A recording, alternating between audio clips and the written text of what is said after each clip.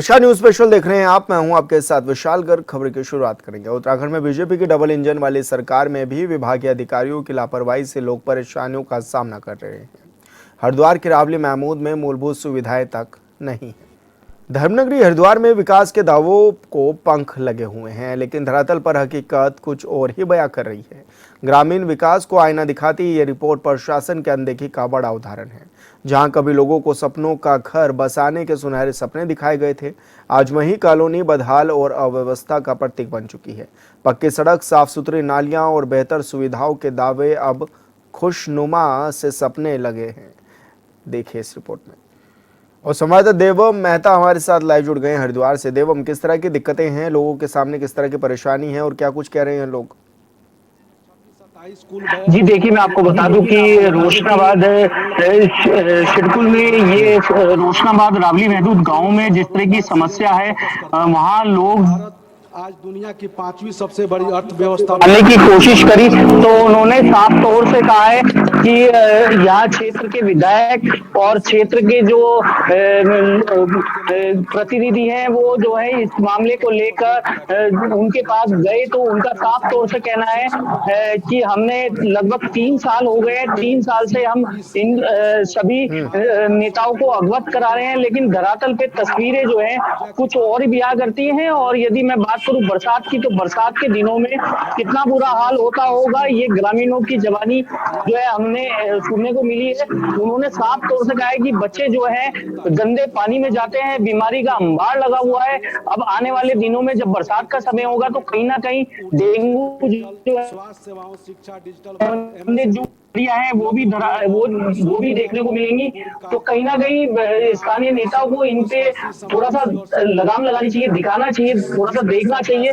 कहीं ना कहीं स्थानीय लोग जो है परेशान है, सड़क को लेकर, नाली को लेकर, गंदा पानी जो है वहां जो है आता है, और ना तो कॉलोनी वासी की कोई सूद ले रहा है और ना किसी भी तरह का कोई कार्य हो रहा है। जी, लेकिन जो रावली महमूद के लोग हैं उन्हें मूलभूत सुविधा क्यों नहीं मिल पा रही है? आखिर इसके पीछे का क्या कारण है? जब उन्होंने पूछा भी होगा अपने विधायकों से या फिर अपने क्षेत्रीय जनप्रतिनिधियों से, तो उनकी ओर से क्या कुछ जवाब मिल पाया है अभी तक अधिकारियों की ओर से भी? फसलों की बर्बादी होती है, बल्कि हजारों लोगों के घर उजड़ जाते हैं। बाढ़ नियंत्रण और देवम, आप तक मेरी बात पहुंच पा रही है? जी देवम, मेरा कहना ये है कि अभी जो ये लोग हैं ये अपने विधायक से, अपने जनप्रतिनिधियों से, अधिकारियों से सवाल तो जरूर पूछते होंगे कि आखिर क्यों नहीं मिल पा रही है हमें सुख सुविधाएं। तो क्या कुछ कारण बताए गए हैं अभी तक इन लोगों को? जी देखिए, मैं कारण की यदि मैं बात करूं तो हर बार जो है ग्रामीण लेटर देते हैं विधायक को, और विधायक जो है ठंडे भत्ते में डाल देते हैं। तो कहीं ना कहीं बंधुओं को काफी कठिनाइयां आ रही स्थानीय विधायक के ऊपर निशान खड़ा होता है। यदि मैं प्रधान की तो बात करूं तो प्रधान भी लोगों की सूद लेने नहीं आ रहे हैं, और बीडीसी मेंबर की, यदि सभासद की हम बात करें, बीडीसी मेंबर की बात करें, तो वो भी जनता की सूद लेने नहीं आ रहे। तो कहीं ना कहीं सवाल जो है खड़े हो रहे हैं। क्या वो लगता है कि 2027 चुनाव नजदीक है, तो उसको लेकर भी क्या खामियां देखने को मिलेंगी, और जो है वहां के स्थानीय जो लोग हैं इस समय वहां के विधायकों और स्थानीय नेताओं से खफा दिखाई दे रहे हैं। जी, मेरे लोकसभा बिल्कुल देवम, आप बने रहिए हमारे साथ। NS 727। और वरुण बालियान जी भी हमारे साथ जुड़ गए हैं, कांग्रेस नेता हैं। वरुण जी, बहुत स्वागत है आपका चैनल पर। वरुण जी, रावली महमूद के लोग परेशान हैं, मूलभूत सुविधाएं नहीं मिल पा रही हैं। क्या कारण आपको लगता है कि आखिर क्यों परेशान हैं ये लोग? देखिए, 3 बार से यहाँ से भारतीय जनता पार्टी के जो स्थानीय विधायक हैं वो जीत से आए हैं। 2 बार से लगातार भारतीय जनता पार्टी की सरकार है प्रदेश में, और लगातार जब ये इस बात की डबल इंजन सरकार होने का दावा करते हैं और विकास का दावा करते हैं, तो आप जमीनी स्तर पर देखेंगे तो एक बहुत बड़ी आबादी, जिस क्षेत्र का आपने नाम लिया रावली महदूद की आबादी, वो आज जो मूलभूत आवश्यकताएं हैं जिसमें सड़क, पानी, बिजली, ये मूलभूत आवश्यकताओं से भी आज तक वंचित है। उसका कारण साफ है कि सरकार जो है वो इस तरह से मद में चूर है कि केवल मात्र बड़े बड़े ठेकेदार, मात्र बड़े बड़े उद्योगपति, केवल इन्हीं का भला इस सरकारों में हो पाया, और जो आम आदमी था, जो गरीब आदमी था, वो विकास से बहुत दूर है।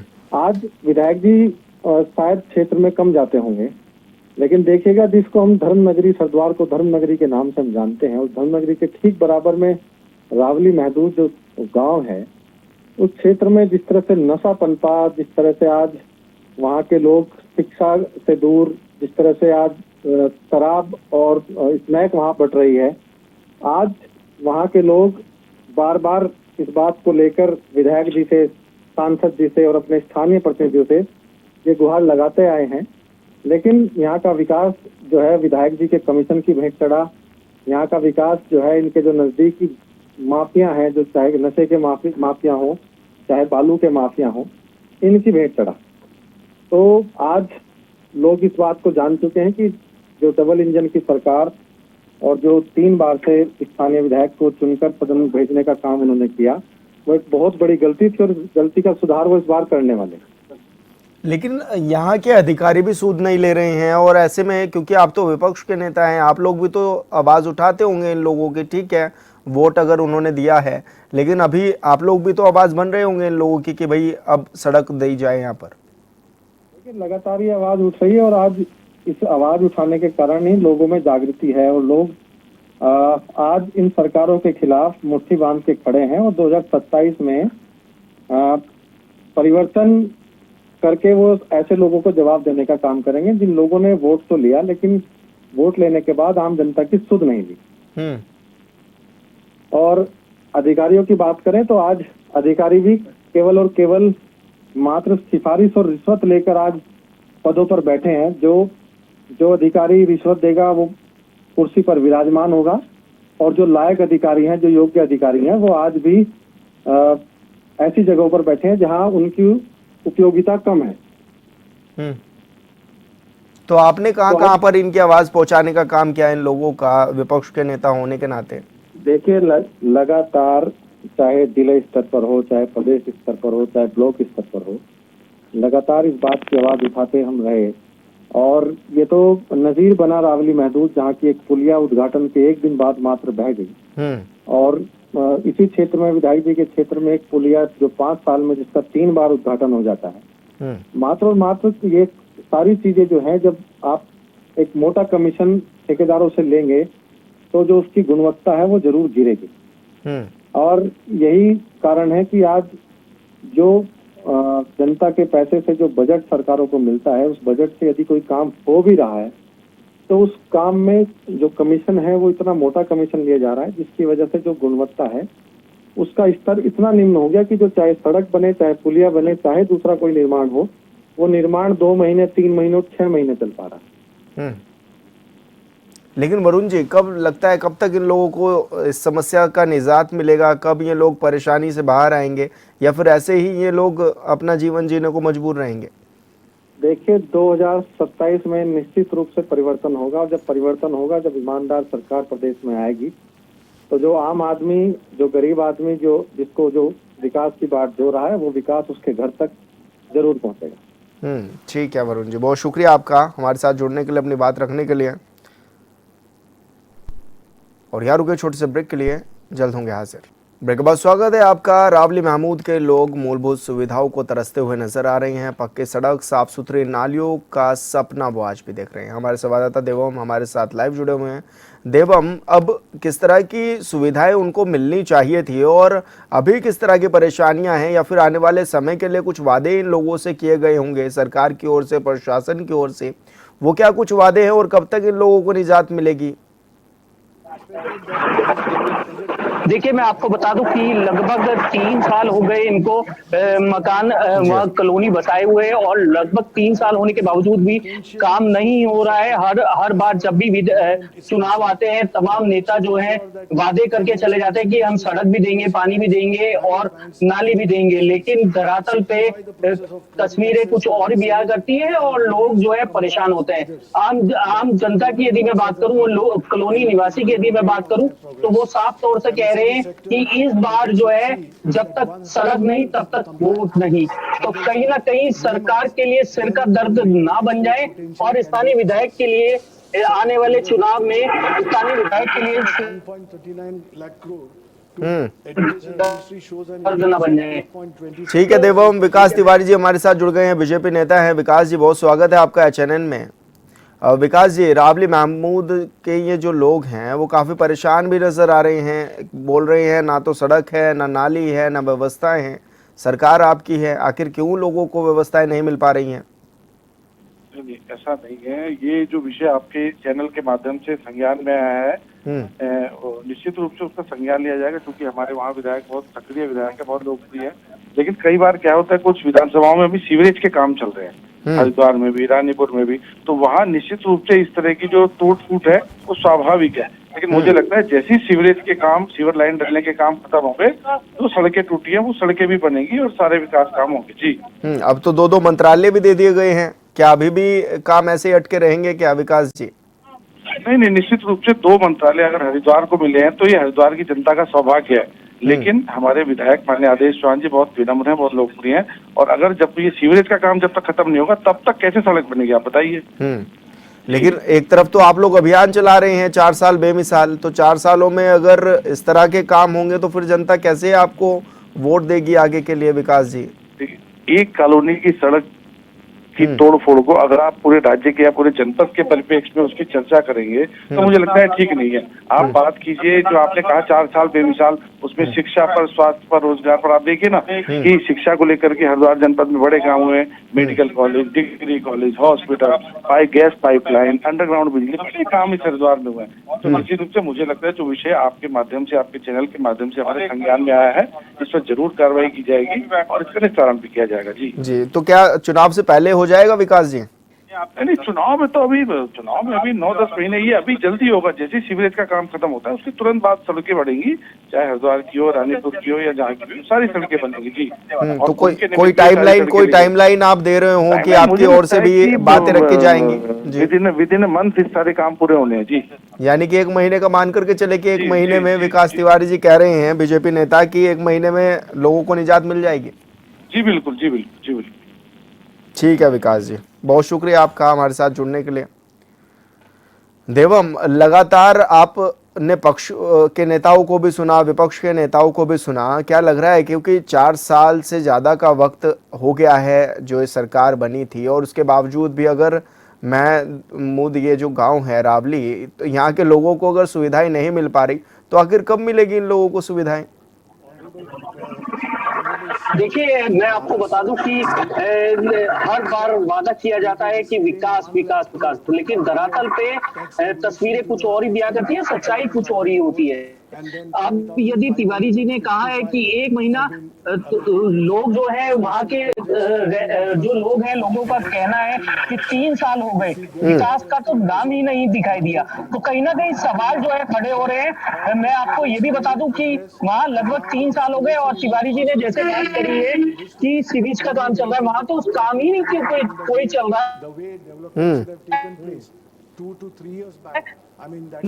ना तो सड़क है,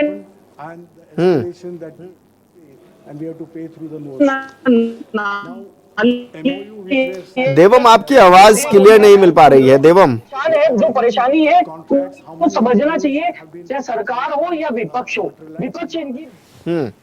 तो आपको बता दें कि रावली महमूद कॉलोनी में ना तो सड़क है और ना ऐसे में व्यवस्थाएं हैं, नाली की व्यवस्था नहीं है, और जगह जगह गंदा पानी भरा हुआ है, जिससे लोग परेशान हैं। और बार बार ये इसी बात को कह रहे हैं कि जब वोट लेते समय ये बात कही गई थी कि सुख सुविधाएं मिलेंगी, तो आखिरकार अब क्या हुआ, अब क्यों नहीं मिल पा रही हैं?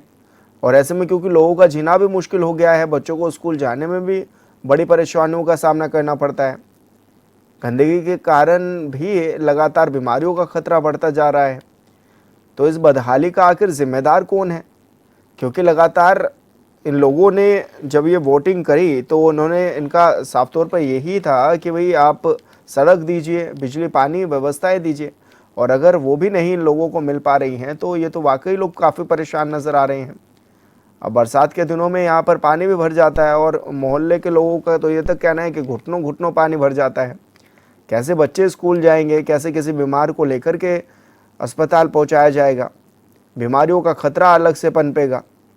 तो ये अपने आप में कई तरह के सवाल हैं जिनके जवाब ये लोग जानना चाहते हैं। काफ़ी लंबे समय से प्रयास भी कर रहे हैं कि सड़क अच्छी बन जाए, हालांकि सरकारें भी लाख दावे कर रही हैं कि अंतिम छोर तक व्यक्ति तक जो है सड़क बनाई गई है। और भूपेंद्र सैनी जी हमारे साथ जुड़ गए, सामाजिक कार्यकर्ता हैं। भूपेंद्र जी, बहुत स्वागत है आपका HNN पर। भूपेंद्र जी, रावली गांव के लोग हैं, काफ़ी परेशान हैं और लंबे समय से कह रहे हैं कि मूलभूत सुविधाएं दो, नहीं मिल पा रही इन लोगों को मूलभूत सुविधाएं, क्या कारण मानते हैं आप? रावली, नमस्कार सर, आपके HNN चैनल पे। जी। रावली मैरिज की सर स्थिति आज वर्तमान में ऐसी हो गई है कि रास्ते पे चलना भारी है। जिधर भी जाए उधर गंदगी का अंबार लगा हुआ है, सड़कें टूटी हुई है। अगर किसी जनप्रतिनिधि के पास जाते हैं तो वो कहते हैं हम बहुत विकास किया, पर ये पता नहीं लग रहा कि विकास वो गांव का विकास किया है या उन्होंने अपना विकास किया है। हर तरफ नालियां टूटी है, कोई सफाई करने वाला नहीं है और जगह जगह रोड पे खड्डे बने हुए हैं। तो किस तरह की दिक्कतें होती है भूपेंद्र जी वहाँ पर सभी लोगों को? परेशानियां तो सब पूरे गांव ही परेशान है इसमें। रोड टूटी हुई है, अगर रोड से बाहर निकलेंगे हम तो वो भी सिडकू से हमारा गांव कनेक्ट है, जिसके कारण हमारे गांव की आबादी इस समय 2 से 3 लाख है। पर अगर चलने के लिए देखें तो इतनी बुरी स्थिति है कि मंदिर है, मंदिर के सामने गंदगी पड़ी है, सुबह पूजा करने में नहीं जा सकते, बच्चे स्कूल जाते हैं तो उनकी ड्रेस गंदी हो जाती है। तो ये स्थिति बनी है गाँव में इस समय। तो भूपेंद्र जी, क्या लग रहा है कि जो सरकार ने जो वादे किए थे उनको निभाया नहीं क्या? हाँ, सरकार ने वादे किए थे विकास करेंगे, पर ये बताना भूल गए थे कि विकास वो जनता का विकास होगा या उनका अपना विकास होगा। अच्छा, तो कहाँ तक अभी तक इनकी शिकायतें पहुंची भी हैं? कहाँ तक, किस किस दफ्तर तक गई शिकायतें कि सड़क नहीं है या फिर नालियां नहीं है? इसकी शिकायत तो जैसे आजकल कहते हैं झाकर धामी जी है, तो मैं इसकी कई बार जो उत्तराखंड पोर्टल है इसमें समाधान पोर्टल, उस पर कई बार शिकायत की है, पर इतने निरंकुश है यहाँ के अधिकारी कि उस शिकायत को जबरदस्ती बंद करने का काम करते हैं कि हमने संपर्क किया है और इनकी निस्तारण कर दिया, पर आज तक कोई निस्तारण नहीं किया। पिछले 2 साल से मैं शिकायत कर रहा हूँ, पर आज तक किसी भी अधिकारी ने संपर्क करना भी उचित नहीं समझा है। जी ठीक है भूपेंद्र जी, बहुत शुक्रिया आपका हमारे साथ जुड़ने के लिए। देवम, आपका भी बहुत शुक्रिया अपनी बात रखने के लिए। और न्यूज़ स्पेशल में मेरे साथ इतना ही। आप देखते रहिए HNN 24/7। नमस्कार।